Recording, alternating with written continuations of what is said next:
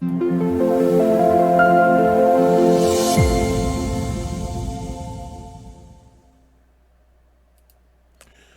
is Justin Case of America Newscape, joining our friend and mentor David Bruce Smith. He's the founder and president of the Grateful American Foundation, an organization dedicated to restoring enthusiasm in American history for kids and adults. David has taken some time today to share a glimpse into his world of writing, editing, and publishing. Greetings, David. Welcome to America Newscape. Thank you very much. Hey, let's kick this off. Could you please give us an overview of the Grateful American Foundation? Well, the foundation actually had a long trajectory towards happening. When I think I was born to like history because my grandfather told me when I was 6 years old that it was very important that I read biographies of famous and great people. So that would be Lincoln, Jefferson, Twain, Golda Meir, Albert Einstein. And the reason is because he felt that that would give me a pool of knowledge, wisdom actually is what he called it, from which to draw when I got older. And it worked. How cool is that?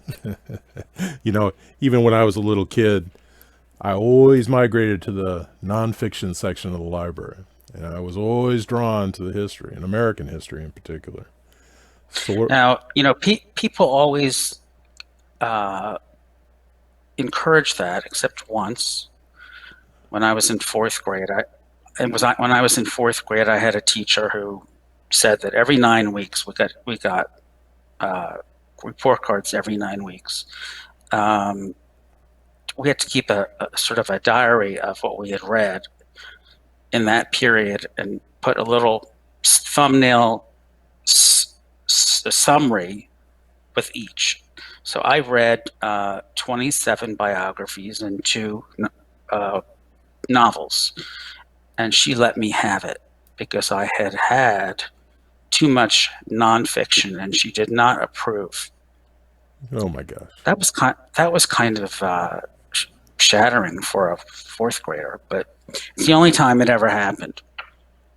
Well, and let me state categorically, she may have been insane, and you didn't assess that when you were in fourth grade. Well, it's funny that you say that because so this was in the spring of whatever year, and the following fall, I asked, I still remember her name, but I won't say it. I said, "What happened to Mrs. So-and-so?" And they said, "Well, she's in a insane asylum." Too much fiction for her. I'm sorry, David. I love that assessment because I'm just such a fan of nonfiction. Now we've got a taste of what the foundation is about. Would you please touch a bit on the Grateful American Book Prize? Okay, so the Grateful American Book Prize, the foundation is, first, just to make clear to your listeners, the foundation was created just to do podcasts from 1750 to 1877 and interview writers who concentrated on the same period. So it was mostly founding father and mother homes. So around here, I'm talking DC, it was Mount Vernon, Monticello, Montpelier. But I discovered, unless you have a machine to push you out, the message doesn't get out. Unless you have a Ken Burns-esque, support system. I mean, nobody sees you, hears you. So my friend Bruce Cole, who was the chairman of the National Endowment of the Humanities for 9 years, suggested that I create a book prize because he thought that would propel the foundation. So I said, all right, I can do that. So I had to figure out how to do a book prize. It's a little more complicated than I thought.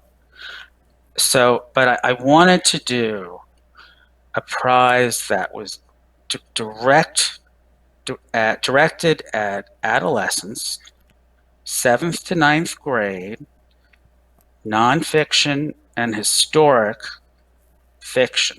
The reason I wanted to go after that group in particular is because for most people, that is universally a terrible period, socially, academically, hormonally. And I believe that if an adolescent doesn't want professional help, books can be akin to a paper psychiatrist. And so that has been the whole fulcrum of the prize. Well, that's cool. What now? Typically, how many entries will you have? How are they judged? Well, okay, so the most amount of entries we had was year one, which was 140, 32 qualified, because very often people don't submit something that has anything to do with historical fiction. They might send in a book about Henry VIII's sister-in-law, so that doesn't qualify, or it might be below grade level, or it might be above grade level, or it might be, this is something you get, you funnel in even more as the years pass. In the beginning, I took books that had a historical backdrop because I thought that was enough, but it isn't, I have discovered. A backdrop doesn't necessarily mean the book is about an event. It's just like a set. So books that just have a backdrop, I don't accept. We don't accept self-published books, but generally, almost any historical event since the founding of the nation has a very good chance of qualifying. And we've had some really great stuff. I have to tell you, of all the books that have qualified over the years, it's like 182 have qualified.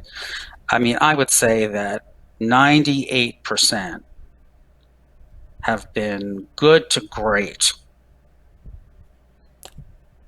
Have you had a few authors submit in consecutive years? Yes. Well, that's that's cool. This is nonfiction is a passion of mine, and as well as American history. And to think that there's an organization out there putting this right and encouraging kids to get involved in it, I think is remarkable. Well, okay, but I want to make something clear. It's not kids. It's not. I mean, these books are coming directly from the publishers. Right. These books are already in circulation once they get to us. Sometimes we get a galley, but that's almost circulation. So it's nothing that a kid has created. It is something that an adolescent will read potentially. Right. So the focus is on making sure that those books are made available to those children to read. Well, we don't do that, but what happens is when we give the award, I think it helps the author. Now, in 2017, Margot Lee Shetterly, who wrote Hidden Figures, won. Now, that book was already a big book, but our endorsement of it helped even more. Cool. Absolutely. Okay. Do you have any other thoughts you'd like to share with us today? Just to encourage teachers and students to continue to read, because, especially with all the things that are going on that are dividing the country, and a lot of people are acting emotionally without necessarily knowing the history. You need to know where you come from in order to know where you're going or to defend your rights. And I think people need to read to become responsible and to do the things that a responsible citizen does, especially vote. I mean, vote not just presidential elections, but local elections and volunteer. That's gonna; those things are gonna help unify the country. I agree. The more buy-in we get from the populace, the better we'll all be. Right. Hey, David, you've got to promise to come back to us. We've got so much that we haven't touched on that I would love the opportunity to interview you again. I'd love to. Thank you. Hey, this has been Justin Case and David Bruce Smith sharing and preserving American history. Thanks for joining us. Remember, additional information and links are provided in this video's Read More. Please be sure to subscribe to this channel to stay connected, and please connect with the Grateful American Foundation in the links below. And always remember to stand back. We are not sure how big this channel is going to get.